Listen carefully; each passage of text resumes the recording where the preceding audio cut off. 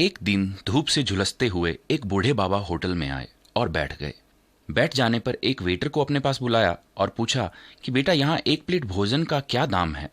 Waiter बोला 50 रुपए। कुछ देर सोच विचार करने के बाद बाबा ने फिर पूछा, क्या इससे कम आपके पास कुछ भी नहीं? जिसे सुन वेटर बड़ा नाराज हुआ और कहा, क्या बाबा, आपको और कोई होटल नहीं मिला? इस होटल से थोड़ा और आगे जाने पर आपको कम दाम में खाना मिल जाएगा। बाबा ने कहा कि बेटा, बड़ी धूप है और सुबह से मैंने कुछ खाया भी नहीं, मुझ में और चलने की क्षमता नहीं है, इसलिए मैं यहाँ चला आया।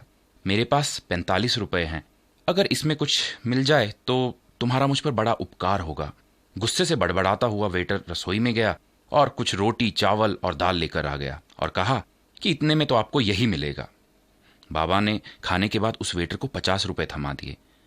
वेटर चिढ़ गया और कहा, अरे, आपने तो कहा था कि आपके पास केवल 45 रुपए हैं, तो अब 50 रुपए कहाँ से आए? अच्छा, पान खाने के लिए ये 5 रुपए संभाल कर रखे हैं।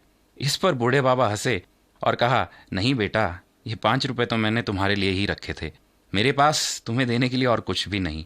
यह बोल बाबा चल पड़े। वेटर को अपने बर्ताव पर बड़ी शर्मिंदगी महसूस हुई। बूढ़े बाबा खाना कम खाने को तो तैयार थे, मगर उस वेटर की मजदूरी का इनाम ना देने को तैयार ना थे। जब भी यह कहानी सुनता हूँ तो पवित्र पुस्तक का एक वचन याद आता है, जो कि एक बड़ा महत्वपूर्ण सवाल है। सवाल कुछ इस प्रकार है, तू अपने भाई पर क्यों दोष लगाता है, या फिर तू क्यों अपने भाई को तुच्छ मानता है? हम सब के सब परमेश्वर के न्याय के सिंहासन के सामने खड़े होंगे, इसलिए यह जरूरी है कि हम सबका मान सम्मान करें, चाहे कोई गरीब हो या अमीर।